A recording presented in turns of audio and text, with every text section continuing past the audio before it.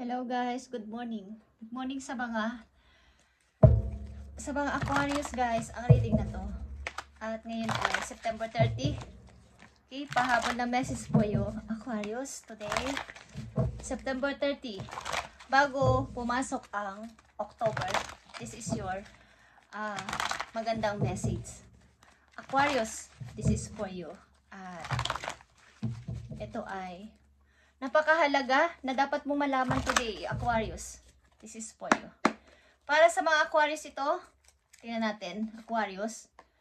Okay, andito ang solutions. Success that comes from objective compromise, self-control and patience, forgiving and healing energy. Okay.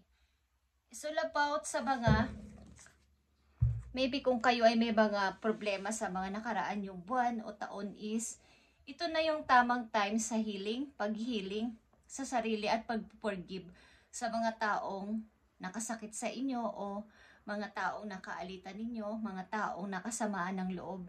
At ito yung magbubukas na isang magandang pasimula ng inyong success sa buhay. Okay? Self-control and patience is maaaring dapat mong gawin sa pagkakataong ito, Aquarius. Okay guys, September 30, 2025 sa mga Aquarius, solutions is here. Maaaring may mga obstacle kayo sa mga nakaraang buwan ninyo guys at mga dinadalang masasakit sa dibdib. Ito yung tamang time to forgive at papasukin ang mga magagandang, kumbaga positive na energy sa inyong katawan. Okay. Paparating na message po you after nitong solutions sa mga Aquarius na nandito sa message today, September 30. Okay. Mga planong bago, planong mag-aral ulit, planong may i-train sa sarili. Okay, masaya nyo itong gagawin sa mga susunod na araw o buwan guys. At pagpapalakas sa katawan, pagbabalik ng energy sa sarili. Okay, Aquarius. Tingnan natin na unang message po yun. Nakita nyo ang The High Priestess. Okay. May ngiti sa mga labi ang nandito sa image. Unang message sa inyo is ito ay sa pakikinig sa inyong sarili. Pagmumuni-muni at mga planong hindi sakop ang ibang tao, kundi kayo lang ang nakakaalam. Okay? Marami kayong nalaman o natutunan sa mga nakaraan ninyong problema, nakaraan ninyong mga pinagdaanan sa buhay na parang sa palagay nyo ay wala ng solusyon. At nandito ang una nyong message na solutions is, ito yung time, bago man lang pumasok ang October is, magkaroon ng forgiving sa mga taong nanakit sa inyo at magbigay ng energy sa sarili ninyong katawan at pakinggan simula sa araw na to ang binubulong ng inyong puso. Okay? Listen sa iyong inner voice kumpara sa paghingi ng approval o advice sa ibang tao. Mas makinig kayo sa inyong sarili simula sa araw na to. At Three of Pentacles is here. Sunod sa High Priestess. Mga pagpapasimula. Restart. Maging sa trabaho, pag-iisip ng bagong mapapasukan, pag-iisip ng bagong pagkakakitaan, at pag-iipon ng money. Okay, Aquarius? At nandito ang The Star. Okay, ito ay paghingi ng pag-asa. Pag-wish. Okay? Paghingi ng second chance kay God. Bigyan ka ng bago pang pag-asa. Bagong, para itong hope. Okay? Pag-asa sa buhay. Mga wish mo na gusto mong matupad. Okay? At nandito ang Page of Sword. Mga kaalaman, mga bagong kaalaman na yung naiisipan, bagong pupuntahan, mga plano, mga gustong gawin, bagong gagawin sa buhay. Maaring may kinalaman ang travel, pag-moving, something. Okay, Aquarius.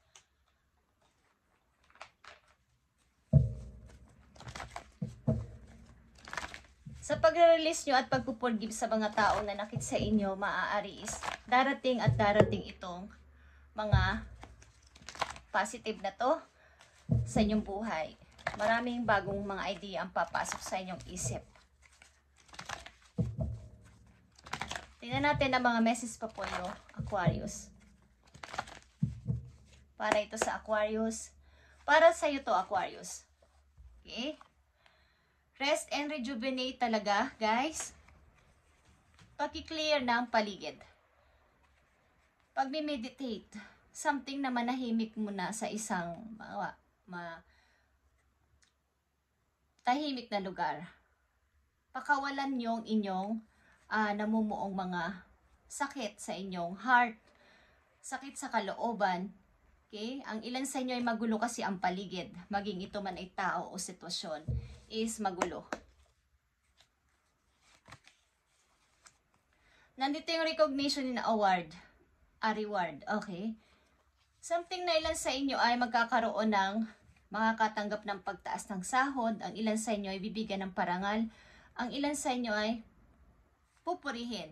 Something na pupurihin sa ginawa ninyong project o natapos na trabaho na kayo mismo ang nag-isip, kayo mismo ang gumawa ng paraan para ito ay matapos at bibigyan kayo ng reward. Okay? May mga nagawa kayo na hindi kaya ng ibang tao at kayo lang ang nakakaalam nito. Ang ilan sa inyo tataas ang sahod dito. Okay? Tataas ang posisyon din. At isa pang message po you. Nakita nyo ang accelerated motion, guys. Ito ay katulad ng the star. Okay? Pag-wish, something na kayo ay may wini-wish kay God, Aquarius.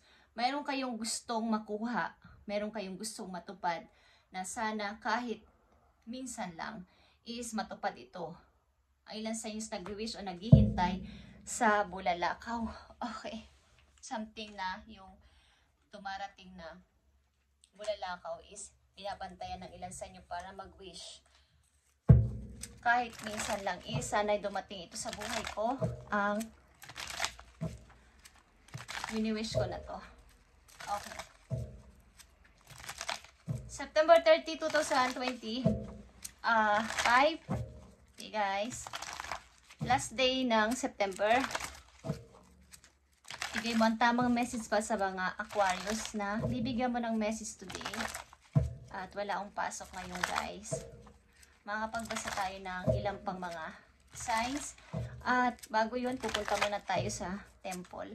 Okay? Para to sa mga Aquarius, I need 3 messages na mahalaga o paalala, something sa mga Aquarius. Eight of Swords is here, guys. Yung mga hindi pagkakatulog ninyo, yung pagugos ng nakaraan is dapat nyo na tong pigilan o alisan. Okay. Mga paparating na opportunity na hindi nyo inaasahan na matutuwa kayo.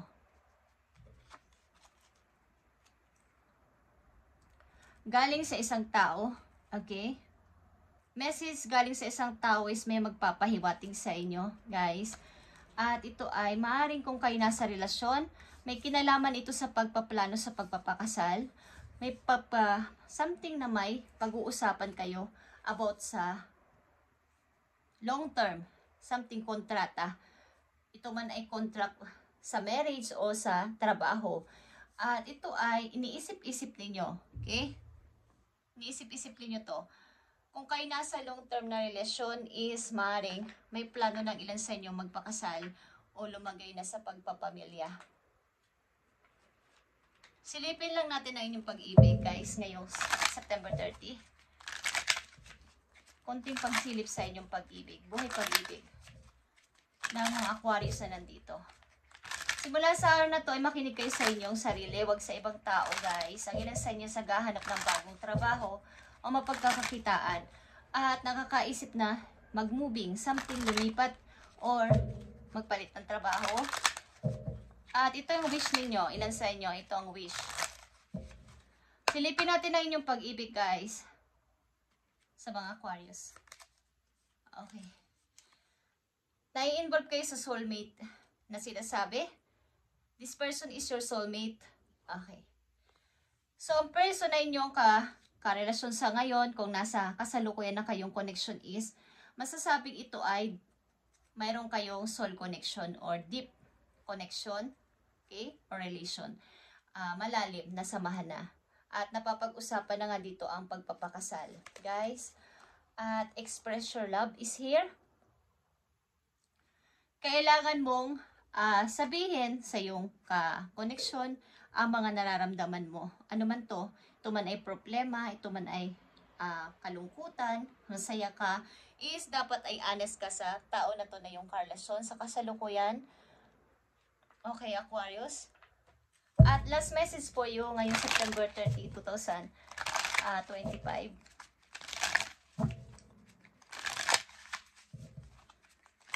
Simula sa araw na to ay wag na kayong mag-alinlangan sa inyong sarili. Sa sarili nyo kayo maniwala. Kung ano man ang inyong plano at desisyon is maaaring pinag-iisipan nyo itong mabuti. Hindi agad-agad na kayo nagde-decide ng napakadali lang. At sa palagay nyo ay dapat ay galing na sa inyo mismo at hindi sa sulsul ng iba. Okay, Aquarius. Yes or no? Message for you. Take your spirit. Andito ang no. At ito ay signal. Something traffic light ang nanditong image. At ito ay naka-red. Ibig sabihin, stop ito. Misled by false signals. Steer clear. Okay. At nandito sa yes is follow the guidance. It leads to truth. Sa kasalukuyan nyo maybe is, kaya nandito ang the high priestess is, kailangan nyo munang mag-isip-isip sa inyong plano o mga binabalak sa buhay. Huwag pabigla-bigla sa desisyon. This time, maaring ito ay red light. Mag-stop muna at mag-isip-isip kung dapat ba kayong mag-go agad kapag ito ay nag-green na, or iisap muna ako babalik at something na pag-iisipan ito. Okay? Sapagkat nangangahulugan na kaya kayo ay nakakapag-isip-isip o nagdududa sa inyong plano sa kasalukuyan is something may mali. Hindi ka papunta sa tamang path ng buhay o sa tama mong desisyon. Something na may para kailangan mo munang pag-isipan to kung ano to. Ito man ay sa pag-ibig o sa inyong trabaho. Kaya huwag pabigla-bigla ang pag-decide. But mayroon kayong iniisip. Something na bagong malilipatan, bagong trabaho is nandyan. At magulo ang isip ng ilan sa inyo. At kayo ay nagtatanong kay God. Ilan sa inyo ay nagwi-wish. Meron kayong wish na gusto nyong matupad kahit imposible. Okay? At kapag napag-isipan nyo na to at na-clear na ang inyong mind, nawala na ito ang mga gulo na to sa iyong mind o sa inyong paligid, is nandito na yung guide para sa iyong tamang lalakaran, okay? Tamang pupuntahan, tamang tatrabahuan, tamang pupuntahan lugar. Kaya ang unang message sa inyo ay solutions is maring kaya kayo ay may mga pag-alinlangan at pagdududa is andito pa yung kailangan nyo ng healing pa sa sarili. Healing energy is need dito at pagpupurgive sa mga taong maaaring nanakit o nagbigay ng sama ng loob sa inyo ng napakatagal na panahon. At self-control and patience is here sapagkat kailangan dito ng clear yung mind nyo bago kayo mag-umpisa, bago kayo mag-decide. Desisyon. Hindi pwedeng pabigla-bigla. Aquarius. At kung nabanggit dito ang healing energy, andito ang message para sa iyo. Galing sa healing energy message ito, guys. At titingnan natin kung ito ay magtutugma o aayos sa iyong sitwasyon. Okay? Aquarius, para to sa iyo talaga. September 30, 2025.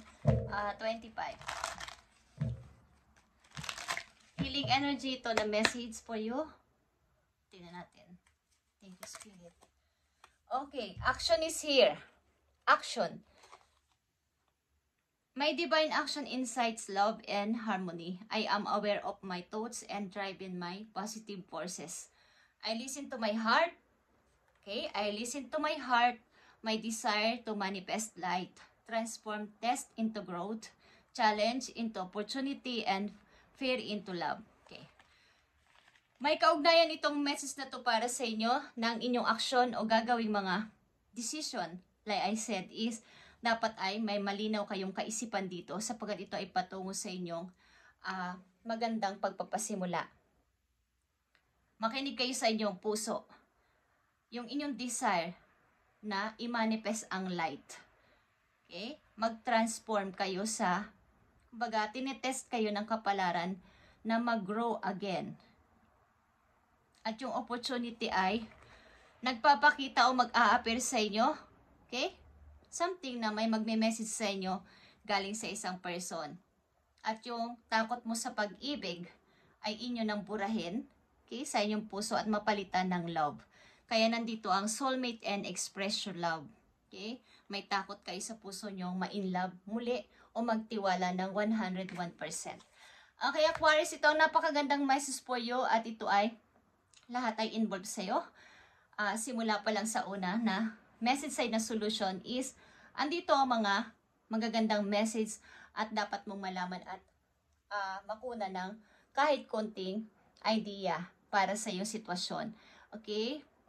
This is for you and God bless sa lahat ng mga Aquarius guys. At ngayon ay September 30. Welcome sa October guys. At pagpalaan kayo ni God sa lahat ninyong gagawin at iisipin at magiging aksyon sa mga darating na araw. Okay? Thank you and God bless, Aquarius.